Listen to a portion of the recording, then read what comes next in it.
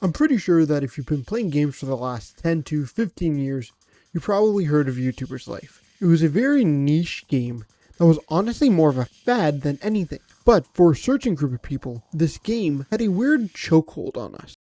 The concept was simple. You were an aspiring YouTuber trying to make it in the world of content creation. You start at your mom's house, you grab a garbage setup, you're recording videos, editing them, upgrading your equipment, slowly moving out, joining different groups, meeting other creators, and slowly blowing up. And yeah, looking back, this game was janky. The characters looked weird, the animations were stiff, the gameplay was repetitive, to say the least, but it scratched a very specific itch. It made becoming a YouTuber feel fun. It was silly, lighthearted, and it wasn't something you were probably going to play forever, but it had a charm, it had a soul. It felt like the game was made by people who understood the fantasy of being a creator. Then YouTuber's Life 2 came out, and I'm going to be honest, I didn't like it as much. It had some cameos from YouTubers like Jacksepticeye.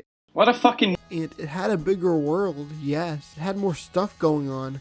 But the storyline was all over the place. It felt like the soul that this first game was built upon was lost, so they can throw in some pop culture references and make everything bigger. And as somebody who has played both games, I can confidently say YouTuber's Life was significantly better. The second one was alright, and now somehow that same game studio decided that was a wonderful idea to make a third game. And let me say, I am not confident in this game at all. Because everything I've seen, YouTuber's Life 3 doesn't look like a next evolution of a franchise. It looks like the shell of a legacy that the first game left behind. It looks like a mobile game, and it looks like a Sims ripoff. Worst of all, it looks like a disrespectful cash grab built to milk the nostalgia from people who actually cared about the series. And before I go any further, I want to make one thing clear.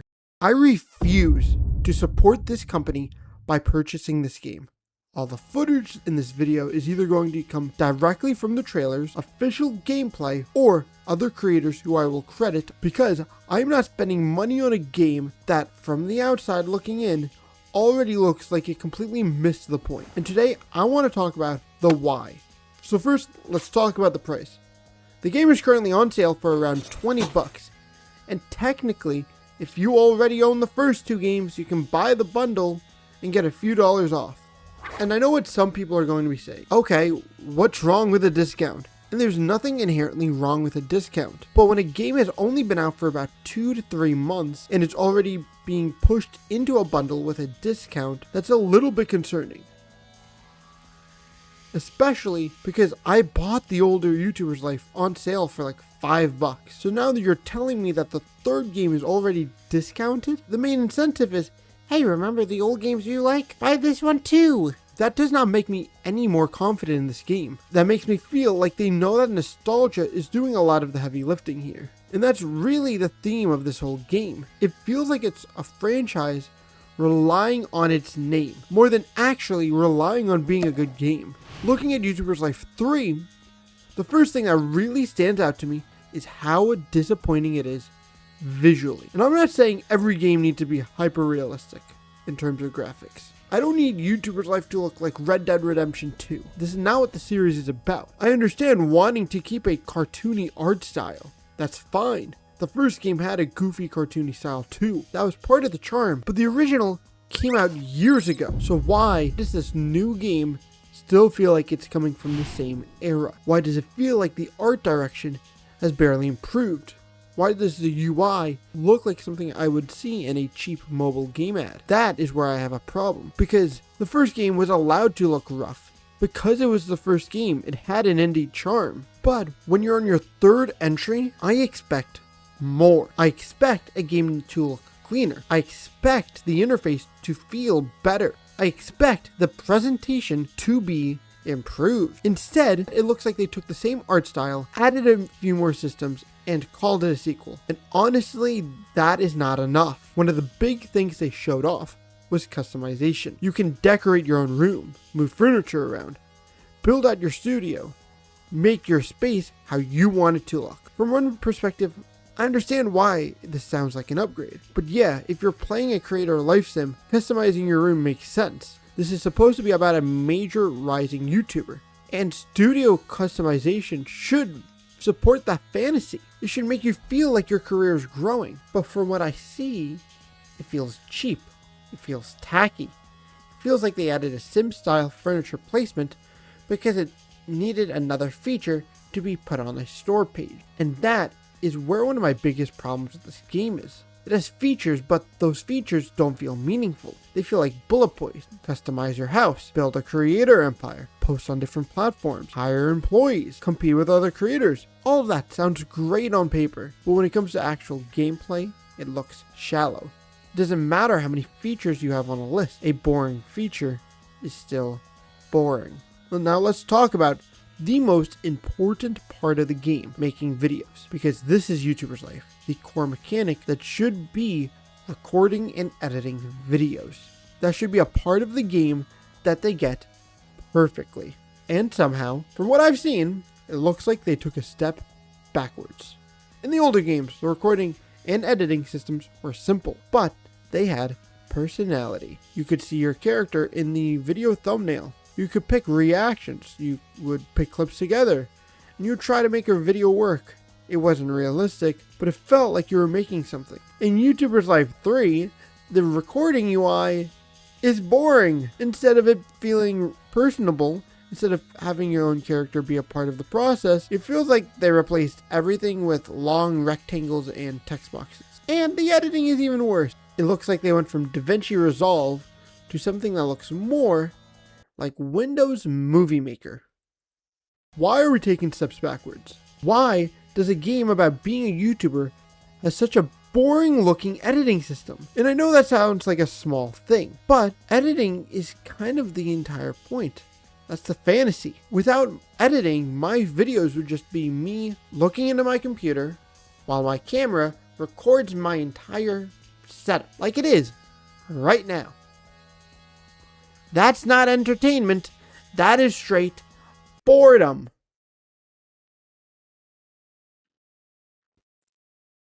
The game is supposed to make the process of creating content feel satisfying. I'm not asking for a full Adobe Premiere simulator. I don't need to color grade my fake gaming videos or just audio peaks in YouTuber's Life.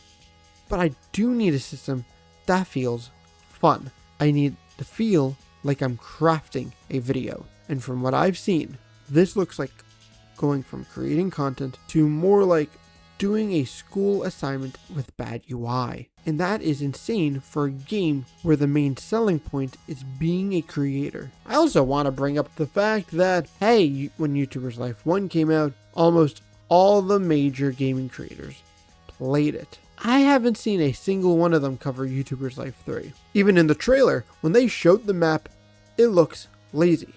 I'm sorry, but it does. It looks like something that was ripped off of a mobile game.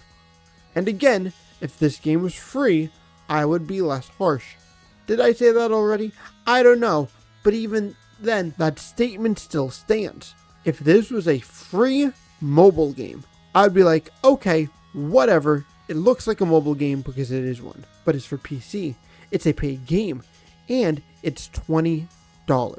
If I'm paying $20 for a game that looks like something from a mobile game, I'm going to judge it like it's a $20 game.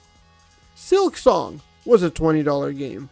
And that's the issue. Everywhere about the presentation gives me the vibe that this game should have either been way cheaper or way more polished. Because right now, it feels stuck. It feels like it's in the worst middle ground possible. It wants to charge like it's a real game, but it looks like a mobile experience. And I don't know about you, but I'm feeling 22. I'm not paying $20 for a mobile game with extra steps. It's not happening. Then you have like this podcasting stuff. And the way that they present it is, Oh, don't worry guys, we added podcasting. I guess it's a new feature, but podcasting has been around since basically before YouTuber's Life. It should have been fully explored in that game, but instead, bring it in a new game. Instead of releasing podcasting as an update in YouTuber's Life 2, which I'm pretty sure released during COVID when podcasting was at its peak, you incorporate it now, even though it's been around for years. To me,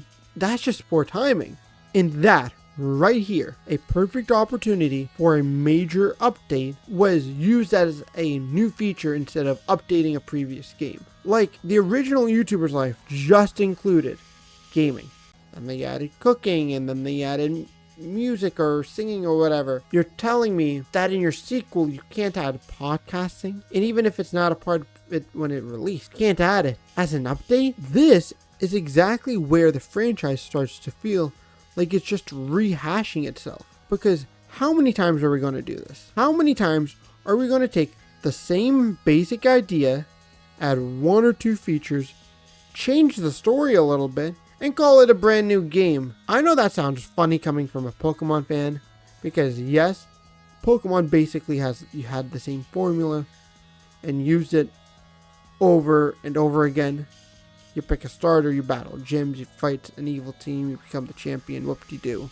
Feels like they added a couple of new systems and gave the game a new coat of paint and expected people to treat it like a full evolution. And more stuff doesn't automatically mean better.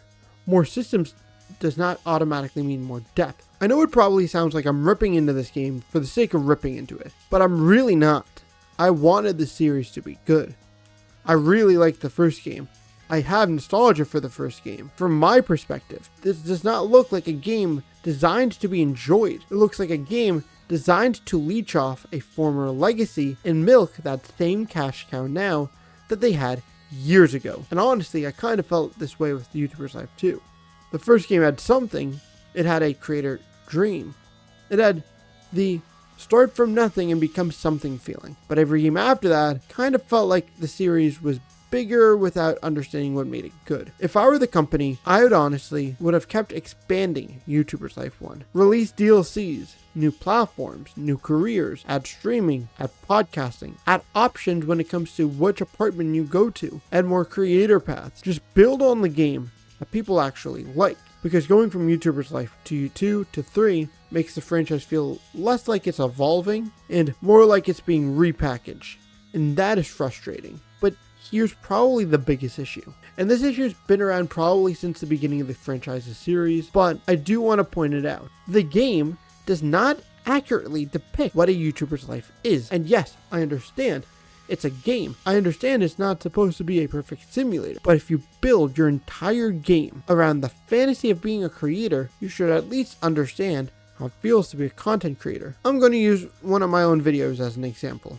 My off-mouth video did really well for my channel. My half-mile video is currently sitting at 8,400 views, and that's a great number for me. But let's be honest about why that video did well. It did well because of what I covered, not just because I was the one who made it. That is something small creators understand quickly. Sometimes people click on the topic not because of you, and even though the video did well, I did not gain hundreds of subscribers from it. I did not suddenly blow up. I did not become a full-time creator overnight. I gained less than 50 subscribers from that video. So when YouTuber's Life makes it feel like you can get 6,000 views early in your career and magically turn that into hundreds of subscribers, that feels unrealistic. Again, I know it's a game. I know there's a big difference between making a game rewarding and making the numbers feel completely fake. But in real life, being a small creator is not clean. It's not always upload a video, get views, gain subscribers, make money, upgrade the setup, repeat. Sometimes you spend a week script writing,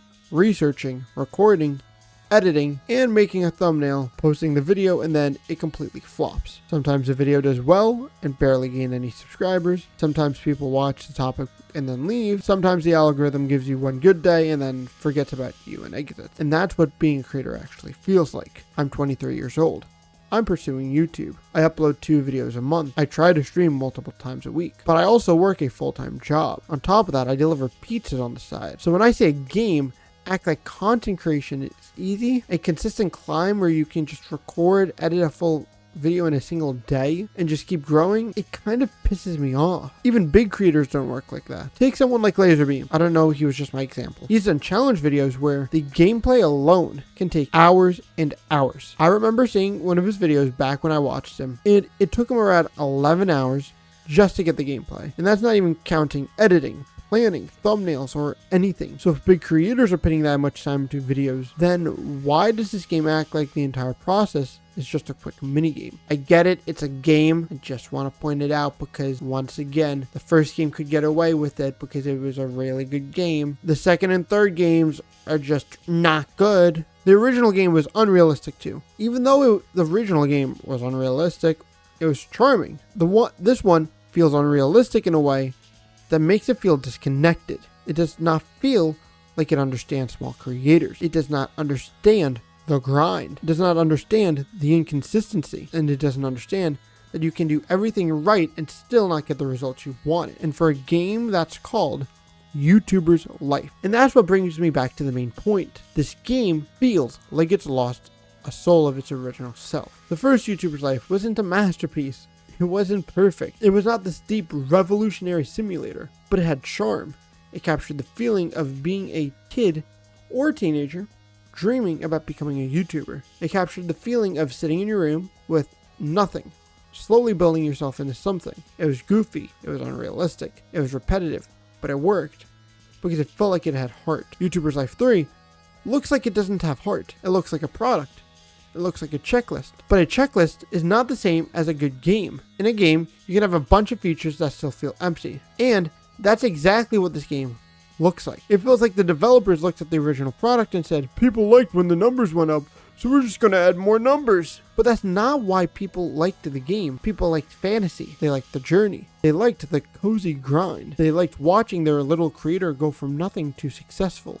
And this game seems to misunderstand that completely. So yeah, I do not think YouTuber's Life looks good. I don't think it looks like a real evolution in the franchise. I think it looks like a disrespectful cash grab where in the skin of a game people used to love. And maybe that sounds harsh, but when you take a series that had genuine charm and turn it into something that looks shallow, cheap, mobile-like, and disconnected from what content creation actually feels like, I think it deserves to be called out on. Because the sad part is a modern YouTuber's Life game could be amazing. Imagine that game actually explores the creator today. Burnout, streaming, short form content, sponsors, collabs, drama, trends, community building, the pressure of trying to balance real life while trying to chase a dream.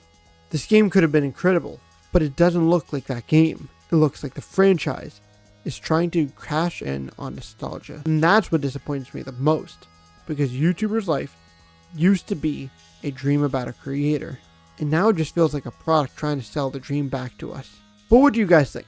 Did you play YouTuber's Life 3? Am I being too harsh, or does this game look like it completely missed the point? Let me know down in the comments below, and if you would like to see more videos like this, make sure to subscribe, because trust me, I have a lot more to talk about.